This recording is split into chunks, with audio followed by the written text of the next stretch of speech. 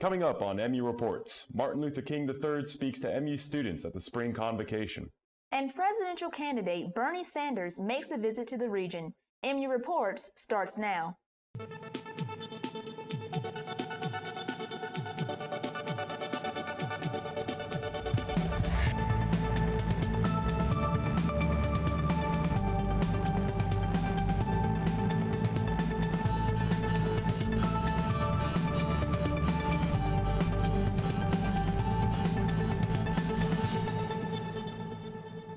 Hello and welcome to MU Reports. I'm Rachel Townsend. And I'm Marco Romero. Here at MU Reports, we take an in-depth look at what's going on at Methodist University and our surrounding communities. We're glad you can join us. Up first today, on February 10th, Methodist University was honored with a visit of Martin Luther King III, who came to MU to speak at the student spring convocation. Our Medahan Fadan and Hesed Pando have the story. On February 3rd, Methodist University hosted Dr. Martin Luther King's eldest son, Martin Luther King III, as the guest speaker of the spring convocation. Early in the morning, Dr. King answered the questions on his father's legacy. The legacy is really a legacy of love, respect, and understanding, and creating a nation where freedom, justice, and equality exist for all humankind. The biggest problem in my judgment, in this country, is not that there are people who are voting their interests, but the majority are not. Natural disasters, Americans from all walks of life come and just want to help. That's the best of who we are. We need to operate, in my judgment, not in crisis, but the way that we operate through crisis is how our society ideally should be all the time, and we would have a much better society, in my judgment. I have an organization that we are forming even as we speak. I've had several organizations over the years that I've worked with, from the King Center to the Southern Christian Leadership Conference organizations. I've been president to Realizing the Dream, which was the last organization I was involved with. But today we are creating what we call is a partnership, and that partnership will focus on peace, equity, and justice. And his remarkable work as a peace ambassador in a brief press conference. President Worden, faculty members, and trustees were also present at the conference. After the press conference, the spring convocation started at 11 a.m. in Huff Concert Hall. The hall was crowded with students that were excited to hear Mr. King's speech. During his speech, Mr. King touched upon modern issues of discrimination, violence, education, and healthcare in the United States. At the end of the speech, Mr. King had a short interview with President Worden. When his father was assassinated in 1968, Martin Luther King III was 10 years old. Growing up with his father's legacy and civil rights movement, Mr. King founded the non-profit organization Realizing the Dream.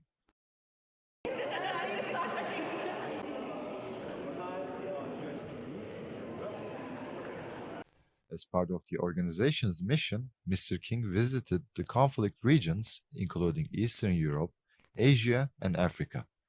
Mr. King has been involved in politics as a civil rights advocate in the US and different parts of the world. After convocation, MU students and staff members gathered in Matthews Ministers Center to meet Mr. King in person. Mr. King signed his book, My Daddy, and took pictures with the students. Medahan Fadan and Hesed Pando, MU Reports. On February 14th, presidential candidate Bernie Sanders visited Durham. After winning the New Hampshire primary, Sanders spent time campaigning around North Carolina, a key Super Tuesday state. Our Sir John Chalakovich and Ford Bowles have more. After a strong start in the Democratic primaries, Sanders has started a tour of the South, including North Carolina, which is considered a battleground state. Sanders' speech was preceded by Durham Mayor Jillian Johnson, activist Latondra Strong, as well as Nita Allen, the first elected Muslim in North Carolina, and the North Carolina Democratic Party vice chair. Pierce Freeland, professor and social entrepreneur, also endorsed Sanders' campaign, as well as esteemed actress and activist Susan Sarandon.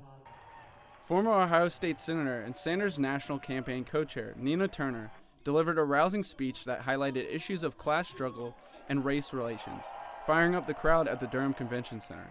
North Carolina, answer me this. How do we go from yes we can to no we can't? Hello, sir.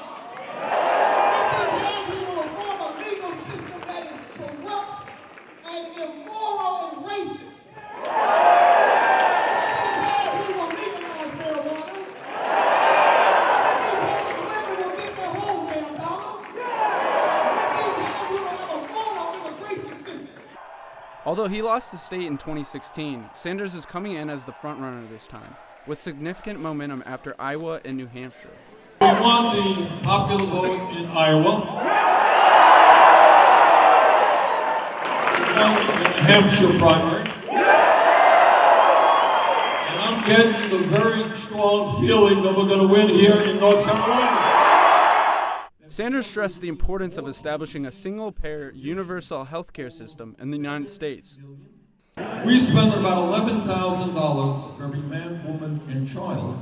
And yet, despite that huge expenditure, 87 million Americans are either uninsured or underinsured. We have 30,000 people who die each year because they don't get to a doctor on time. We pay by far the highest prices in the world for prescription drugs. And unbelievably, some 500,000 people go bankrupt every year. You know why they go bankrupt? Because they have cancer or they have heart disease and they can't afford to pay off their medical debt. And the function of a rational and humane healthcare system is to guarantee healthcare to all, not to make $100 billion in profit last year for the insurance companies and the drug companies. At this point in time, Bernie Sanders is narrowly leading the polls in North Carolina, ahead of Joe Biden, who has strong support in the South despite underperforming in the rest of the country thus far. We asked Sanders supporters who the biggest threat to his nomination might be. Bloomberg. Yeah. What are your thoughts on Bloomberg? It's just, he's got so much money, he can just keep rolling.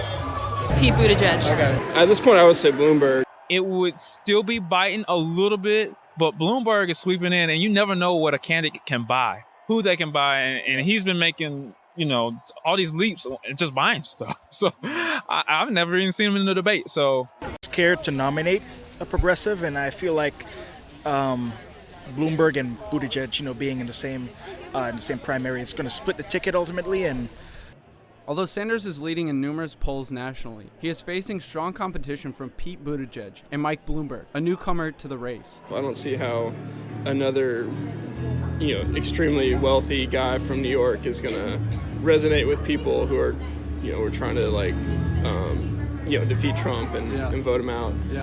I think that's very interesting that you think that you're going to represent the middle class when you're not. So I think that that's hypocritical in a lot of ways.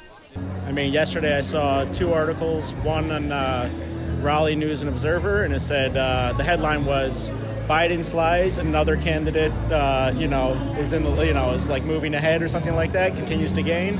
And then there was an article in the Huff Post, and it was talking about Bloomberg supporting the redlining and so forth. And then, I lived in New York City for 10 out of 12 years of his mayorship, so I don't have good thoughts about Mayor Mike. Sanders encouraged all the visitors to cast their ballots at a one-stop early voting center right after the rally. We're here in front of the Durham Convention Center, where Bernie Sanders has just finished his rally. People are already on their way over to the Criminal Justice Center, where they are set to early vote. Bernie Sanders is also set to speak in Charlotte later this afternoon, and later this evening he will be in Dallas. For MU Reports, Ford Bowles. This semester marked a successful beginning of a new MU initiative, the Collegiate Recovery Group. Navigating the pressures of school, family, and friends while taking care of yourself can make recovery feel overwhelming. But now, Methodist offers a secure place of fellowship and support right on campus. Ksenia Petrova has the story. Juggling the pressures of college life can be challenging for anyone, but are even more difficult for those in addiction recovery. This semester, Methodist University campus became a host for a Collegiate Recovery Group. The meetings, which are designed to provide fellowship and support, are open to anyone connected to any educational institution. This initiative was started by Assistant Professor of Nursing, Mitzi Averetti. There was a group of faculty that we gathered together at one point looking at a couple of different options, mental health first aid training as one option and or collegiate recovery. But it wasn't until Dr. Worden became our new president, and I met with him last fall, and he was very supportive and very excited and wanted the initiative to move forward as quickly as possible. The new recovery program is one of more than 100 such programs at colleges and universities across the country, but it is the first of its kind in Cumberland County. The initiative is part of a growing effort in higher education to help students with drug or alcohol problems.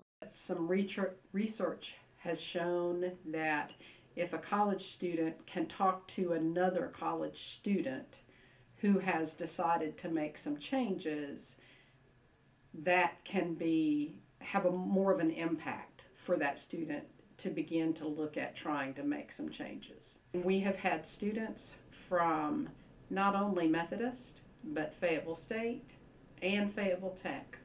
So, in my opinion, that indicates that there was a community need. One of the participants, Alice Jackson, shared her experience at the MU Recovery Group with us. I know Mitzi, who started the Collegiate Recovery, and she had called me and she said, we're starting a program for college-aged kids that are in recovery, just to kind of help break the stigma and to have a safe and kind of environment for people who are interested in doing the same thing. I have a 6-year-old daughter, so it's like I can be a mom to her, and it's like we can go to the beach and we can eat dinner together, and like I can be an intentional parent. And then like with school, I can complete my schoolwork and I'm not rushed, and I'm set to graduate in December of this year. And it's like, I don't think that would be possible for me if it wasn't for recovery. If you or anyone you know is working on recovery while also working to further their education and would like more information on the Collegiate Recovery Group at MU, do not hesitate to contact Mitzi Averetti or anyone else involved. There is an email that if anyone has any questions, they can email anonymously and just ask any questions. And it's Roaring for Recovery with the number 4. Roaring for Recovery at methodist.edu, and anyone in the community can email and ask questions. Despite the fact that the MU Recovery Group is only learning how to lead sessions, the organizers have already planned several events, including different training opportunities, movie screening, and even the visit of a recovery comedian.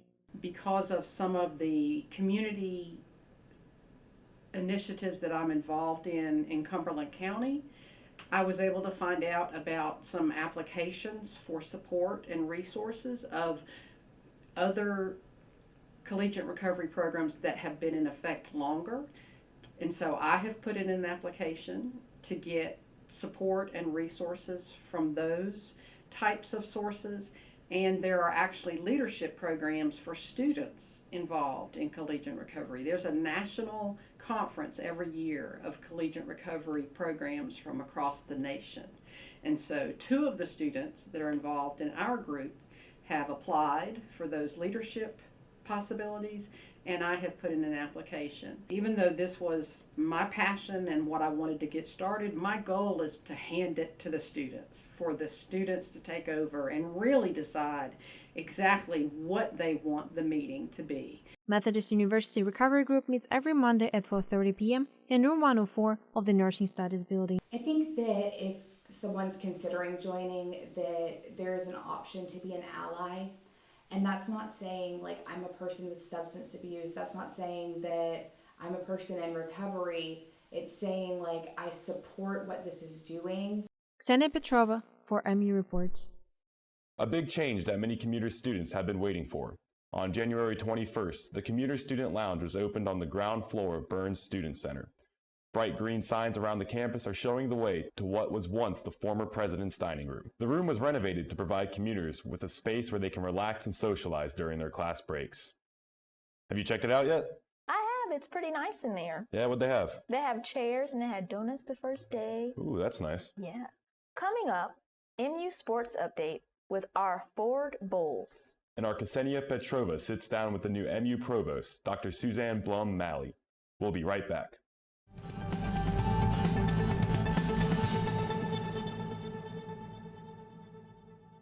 Welcome back. I'm Ford Bowles with MU Sports Updates.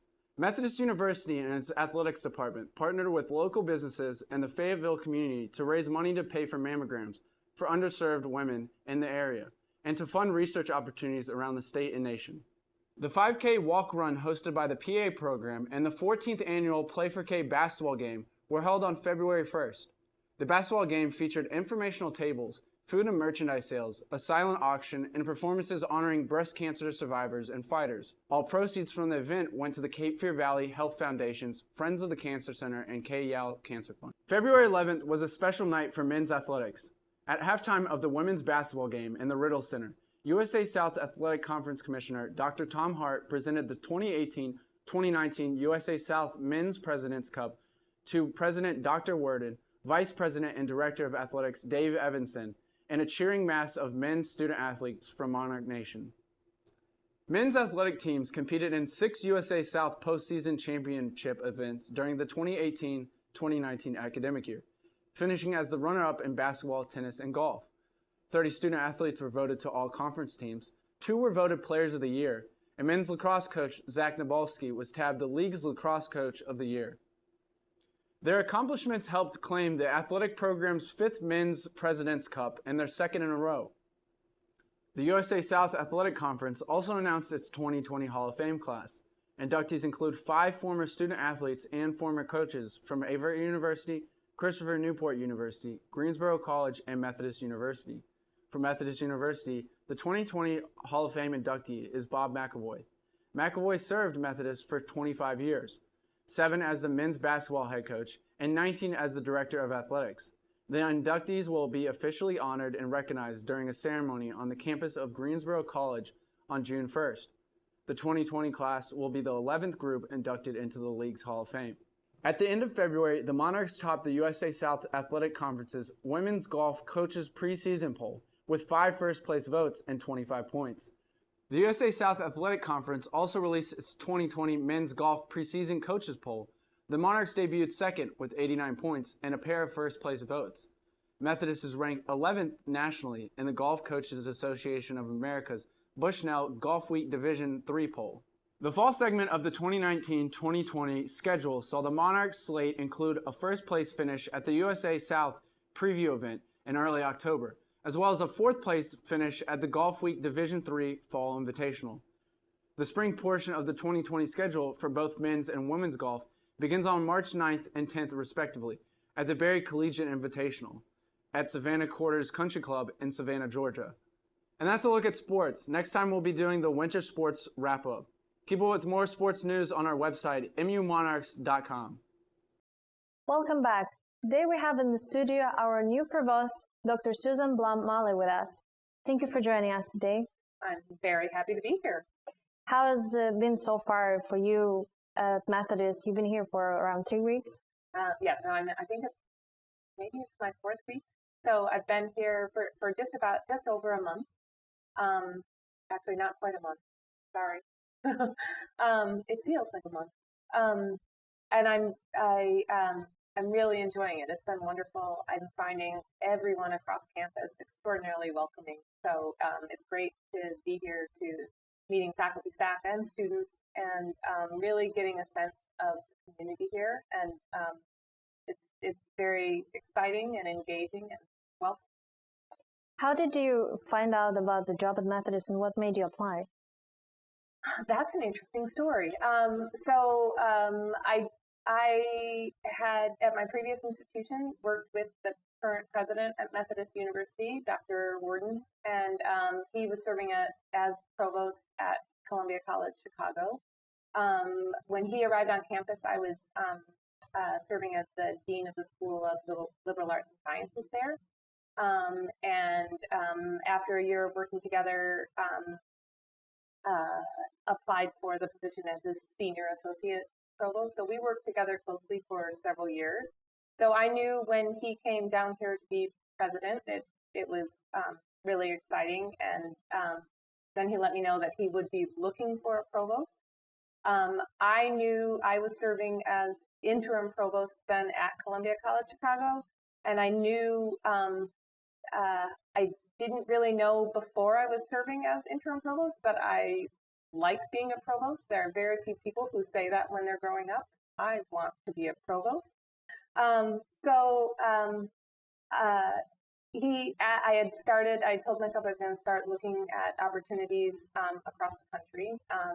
This position was posted, and I decided it would be a great opportunity to be at a very mission-focused institution and have the opportunity to work with Dr. Worden again if that worked out. So, and over the course of getting to know Methodist and the application process and meeting with the search committee and visiting campus, I was fortunate enough to get an offer. And by that time, I had a feel for Methodist. I think it's a really, really special place, and I knew that I wanted to come and do this.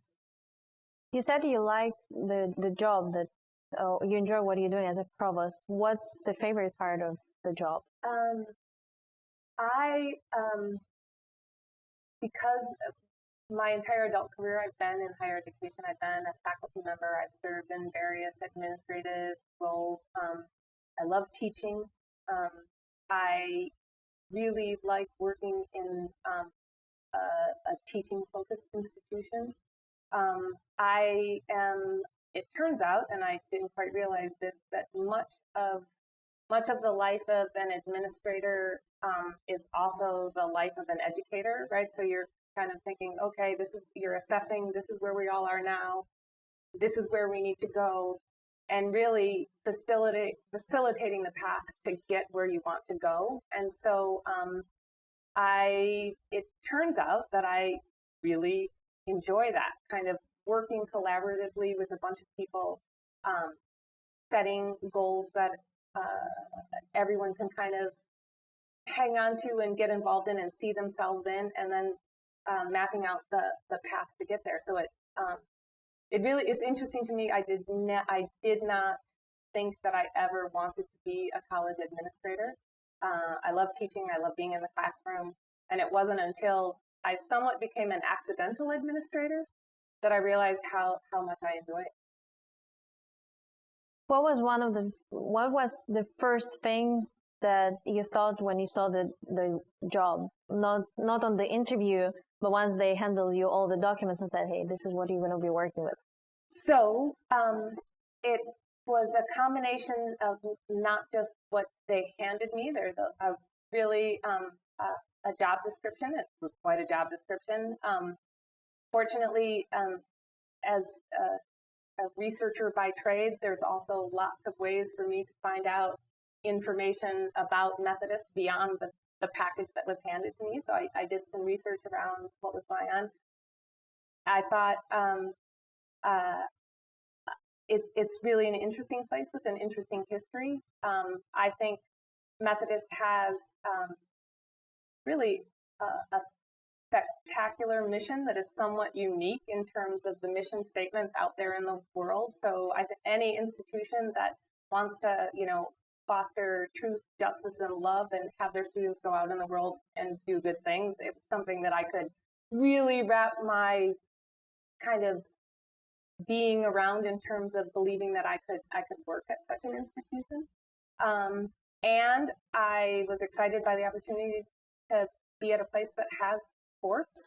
I was an athlete growing up, and my current institution doesn't have athletics.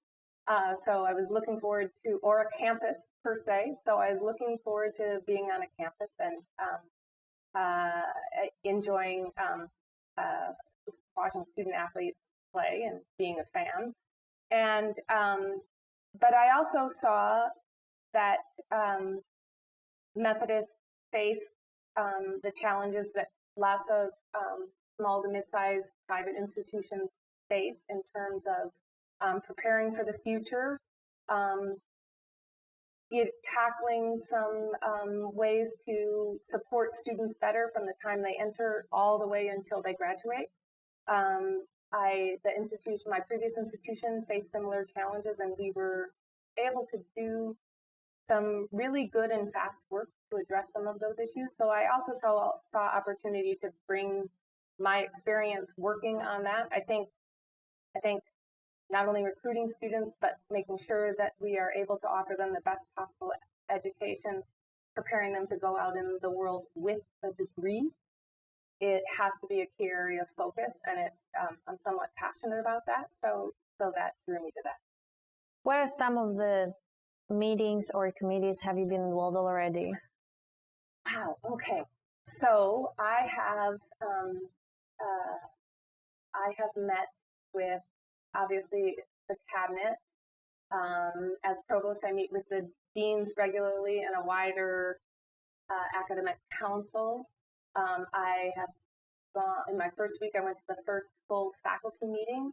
I have attended curriculum committee meetings and actually had the chance to attend a curriculum committee meeting before I was officially provost. I have, who else have I met with? I've met with the Faculty Senate Creation Committee.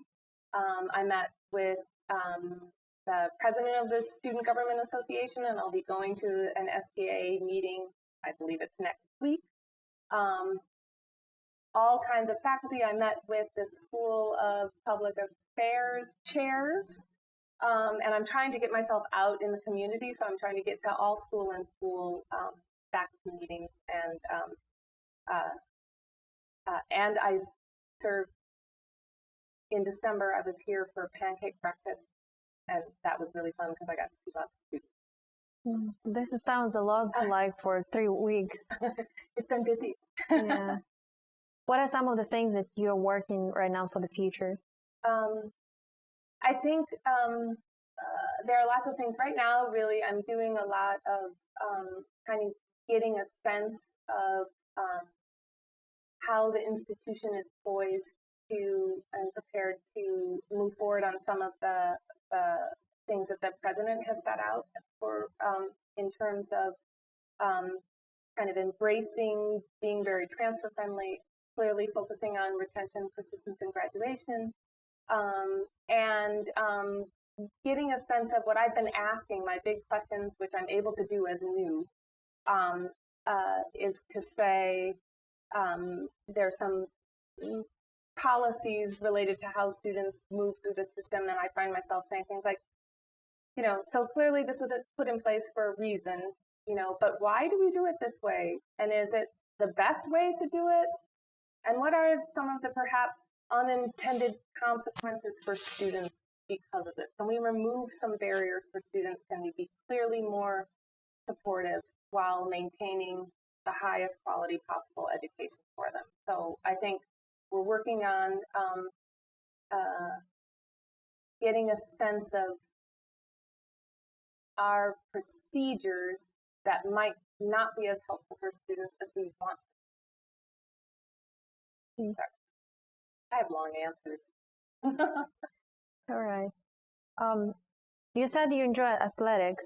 What sports you look for attending? All.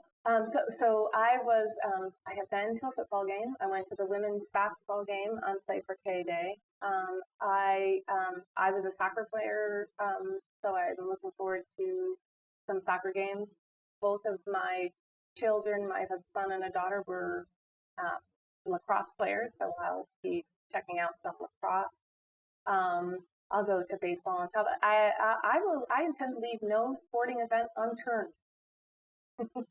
That's exciting. We're currently working on encouraging students going to different athletic events, and hopefully your presence there will encourage them to come more and get to know you as well as to see the games.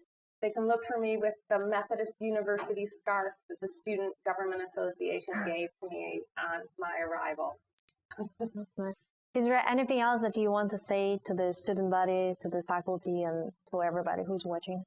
I think just I'm thrilled to be here. I look forward to meeting as many of you possible over the next couple of months, and thank you for being such an incredibly welcoming. Thank you, Ksenia and Dr. Blum Malley. We're excited to see our new provost at different sports events.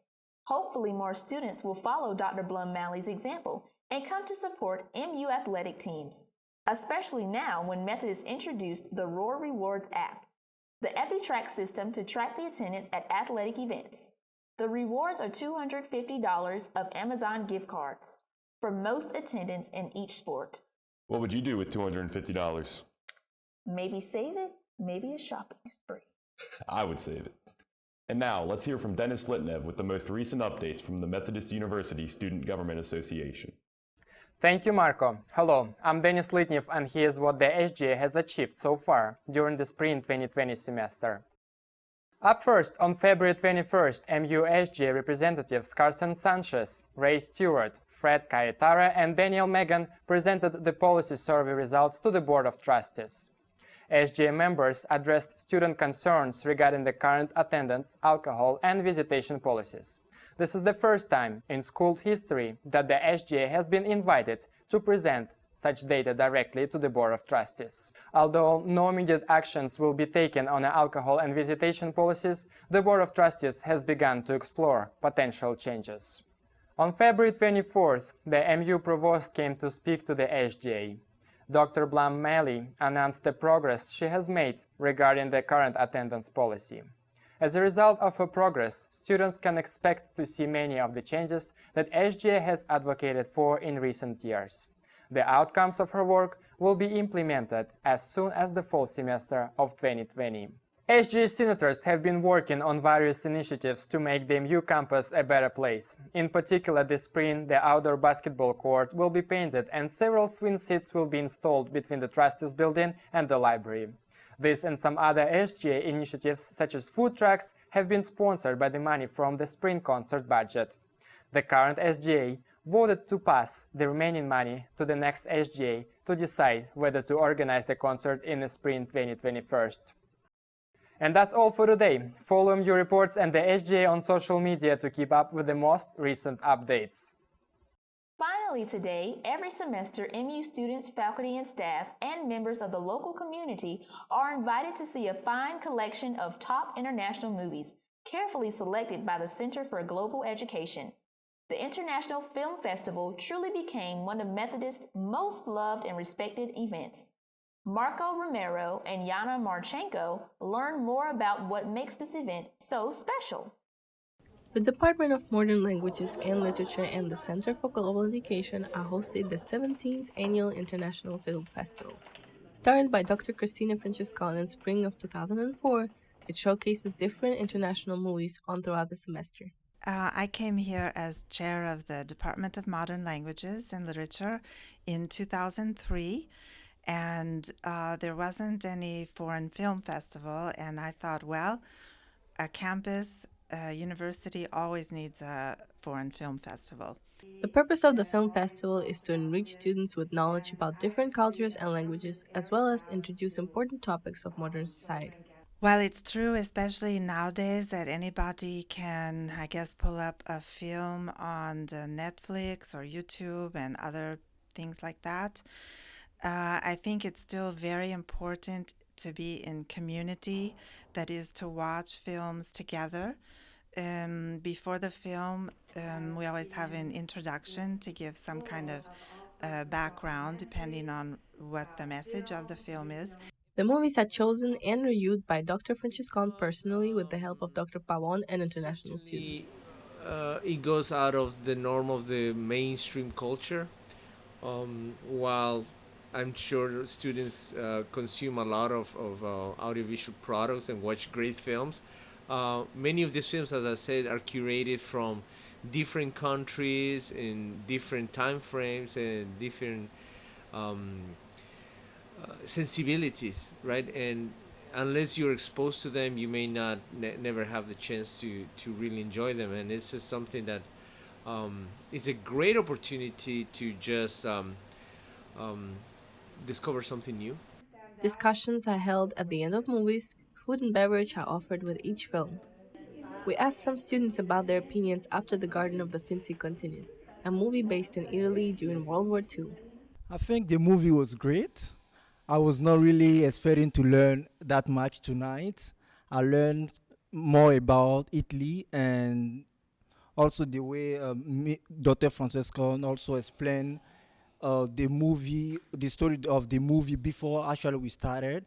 And at the end, I really learned a lot. And then I will really recommend this kind of event to every student here on campus. And it's a great opportunity to get to know more about other culture and other countries. If you would like to attend the International Film Festival, the movies are shown on select Fridays in the Nursing Auditorium, room 103.